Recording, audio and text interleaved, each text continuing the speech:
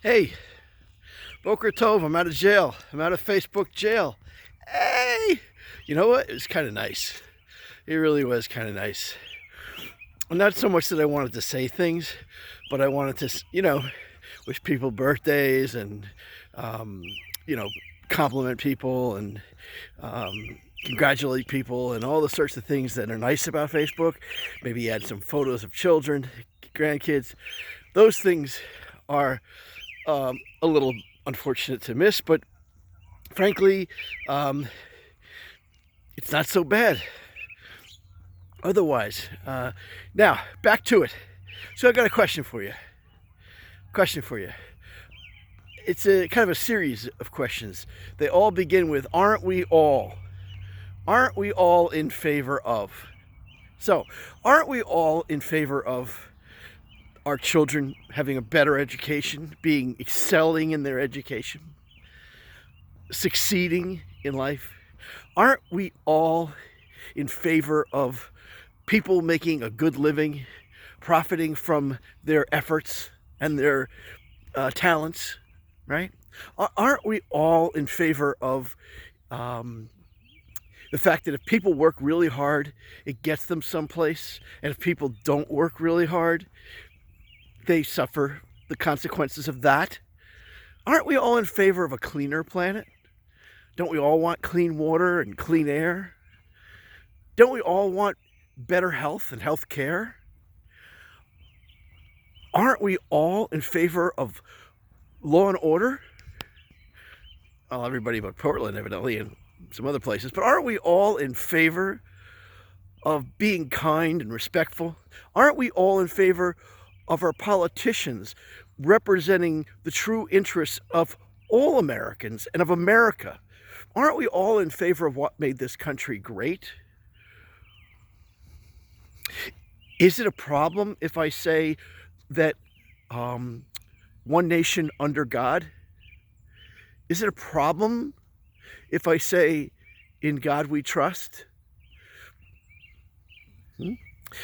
Is it a problem that we say that our founding fathers are smarter than we are? That Ben Franklin and George Washington and Thomas Jefferson and Alexander Hamilton were a lot smarter than you and me. I mean, the things that corrupt society existed back then. I guess the question comes down to, if we all agree on this, then what is the problem? Aren't we all in favor of every nationality having an equal opportunity to make the same effort and get results from that effort? We're not in favor of equal results. I hope you don't feel that all results should be equal, because that's communism, socialism.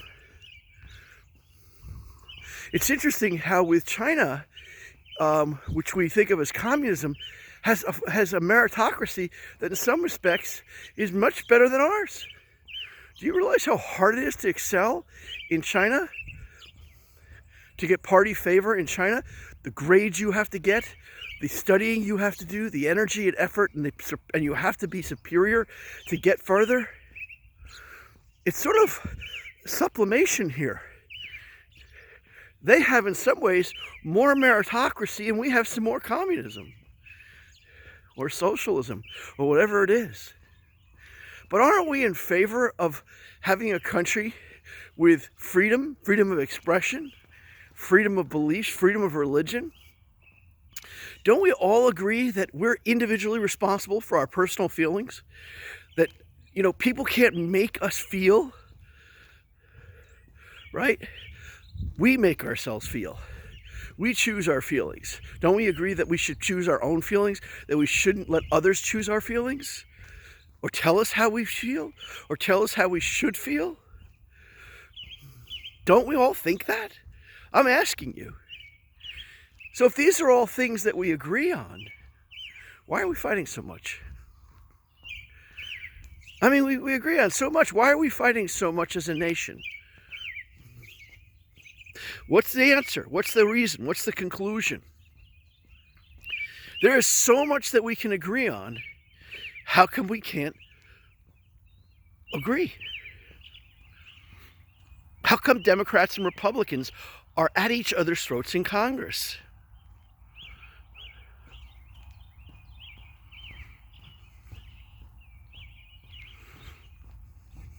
Could it be that it's a power grab? Could it be lies and distortions and misrepresentations that are making it difficult for them to even come together?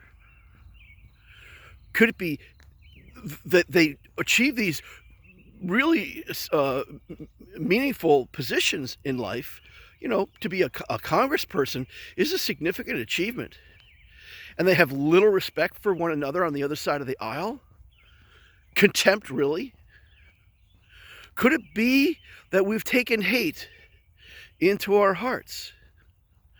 Could it be that we're not following God's central tenet of the Old Testament, the New Testament, to love your neighbor as yourself? Could it be we're doing the exact opposite and doing exactly what it says prior to loving your neighbor? It says, don't hate your fellow, don't hold a grudge. Could it be the same things that have corrupted societies over thousands of years? Hypocrisy, lies. Oh, and you're thinking, that's right, those Republicans, they lie. Why? Because the media tells you. The media tells you that we lie. Tells you that conservatives lie. But they don't. Don't you see the hypocrisy in that? Don't you see the divisiveness in that? Are we supposed to believe that America is the most racist it's been? I mean, to look at things, you'd think that we're the most racist we've ever been. You can't deny that the minorities have the greatest opportunities they've ever had. More freedom than they've ever had. And yet somehow it's supplication. We're led to believe the opposite. We're divided. So I ask you, who is scoring points through division? Who? Who is winning? Because it's all about power and money. It is. It's either about God or power and money. It's either about the flesh or the spirit. We're talking about the flesh here. Who is promoting division? Who is saying we're racist? Who is distorting the facts about black on white crime and cop violence and not putting that in the proper context with what's really happening in the black community? Who's speaking about ripping children from their families, and then the moment they're elected, it's talking about unaccompanied children? How has that narrative changed so rapidly? Who's winning from these narratives that you see in the mainstream media? If you believe that we're the most racist we've been, that our founding fathers were dumb, that people shouldn't be rewarded for harder work, harder effort, greater talents, that there aren't more effective ways to achieve health care at a cost America can afford, you can't just give things away and say that that's better. Because at the end of the day, somebody has to pay for it. And if people receive things that they don't pay anything for, they treat it that way. That they abuse it. We need to have logical, intelligent, compromising discussions. We need to come to a I don't say the center, because it could be we need to come to the left or we need to come to the right of the center. But what we need to do is stop judging people in the sense that the media is. And we need to stop assuming that just because some woke person says it's so, means it's so. We need to question our government. We need to challenge our government. Now, we did that all the time with Trump. My goodness, was he questioned. My goodness, was he challenged. You couldn't have asked for a more antagonistic media. You couldn't have asked a more antagonistic Congress. But somehow today, We accept him as just wonderful, just wonderful. And yet, look at some of the things that are happening. We blame America for the climate problem, and we turn our backs on what's happening in countries like China. We should be applauding America's successes and critiquing China. We're doing the opposite.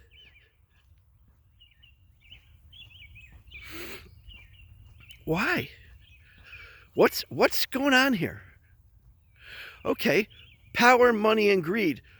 But we're a global world. Whose interest is this in? You have to go one step further. We all can agree that there are a lot of those people on all sides who are seeking power and money in America. And they have their agenda, and they're going to say what they think gets them power and money. And the media has their agenda, and they're going to say or support what they think gets their agenda further, in all giving people power and money. That's the internal America. But what about in a world context? Who wants the power right now? How are we competing? Who's our greatest competitor? Who's our greatest existential threat? Do I need to tell you? Do I really need? I don't need to tell you. Is it England? Come on. Is it Spain? Is it Mexico? Is it Germany? These are our superpowers. Is it France? Is France our greatest existential threat? Is Israel our greatest existential threat? Is Hong Kong before? Is Vietnam? Come on. You know the answer. Who our greatest existential threat is. So what would our greatest existential want? What would they want? They would want us to be divided. They would want us to hate each other. They would want us to believe that capitalism is a failed system. They would want to dominate a party behind the scenes. They would want to spy on us. They would want to steal our advantage and our jobs. They would want to surpass us militarily. And they'd have a strategy and approach to doing all this. They'd have a methodology. They'd have a system for doing all this, strategies and tactics. They'd have goals that we'd be able to identify. They wouldn't want us answering to God because America was founded under Judeo-Christian principles. So they'd have to be against God. They'd have to oppose religion. They'd have to oppose God. They'd have to present themselves as a higher authority and discredit that authority. They'd have to find manipulative ways in order to, while they're weak, to rise to power. And then once they have power, to exert that as tyranny. So who is that? Who could that be? Who could that be? And are they effective? Could they use biological weapons, perhaps? Would that have any effect on the outcomes of an election? I wonder. I wonder if you brought down the American economy right before the election. Would that have affected the election? Do you think? What if this entity was researching methods of using these biological diseases, viruses, for years and years, for a decade and possibly more? What if this entity, military, was involved in the same research?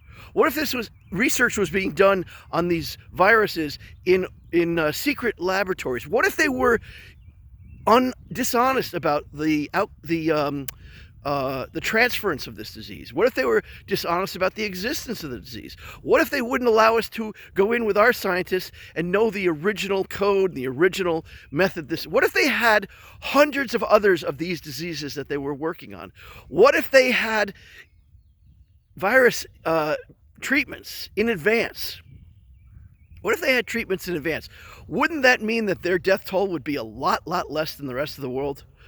I mean, you could say you could have 3 million deaths in the world, but maybe if this country knew in advance what was going to happen, had a plan and a strategy for dealing with it ahead of time, had dominated the medical treatments, masks, gowns, vaccines, and other therapeutics. What if they had a strategy for how to medically deal with this in the society in advance? So when it finally happened, the death toll, what would their death toll be if this was the case? Could they possibly have a death toll that is disproportionate?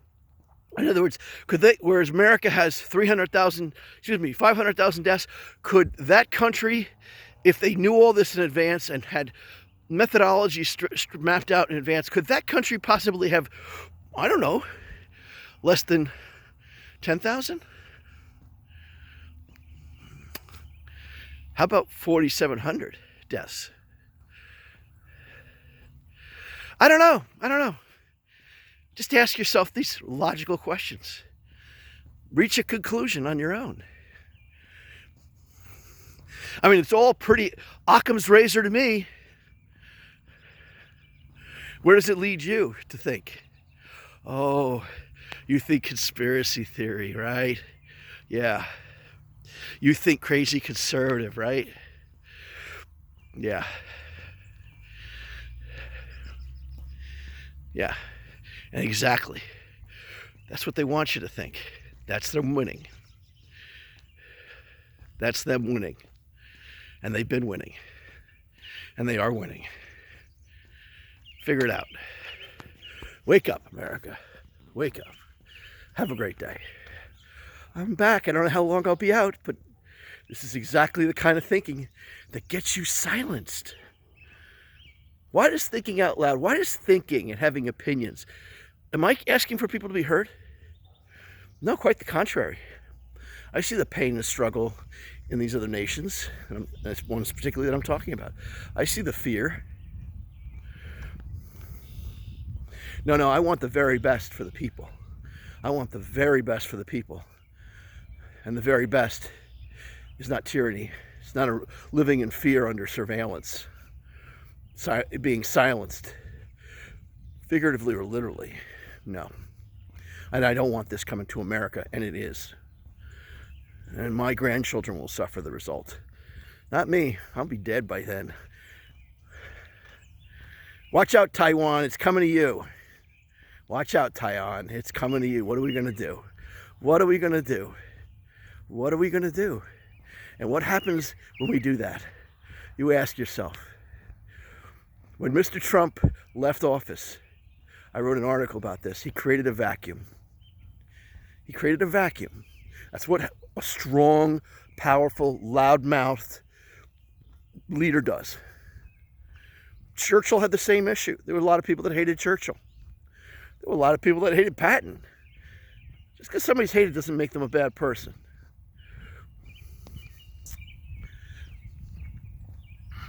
But when he left, he created a vacuum. And everybody around the world is testing that vacuum. Everybody is filling the space.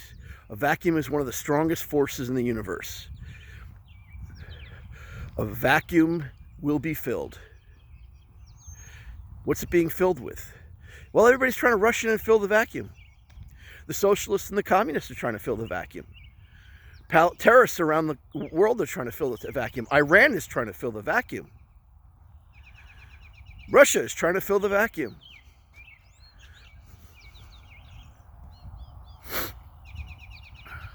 But once that vacuum is filled, folks, that becomes the new power. That becomes power. And that power, I'm afraid to say, doesn't provide us the liberties that we've had. That power removes liberties. that power takes away freedom. That power expands government. That power doesn't let go, doesn't allow fair elections. That's what we're moving towards, that power in America and around the world. And once we get there, I'm afraid it's too late. Once again, have a great week.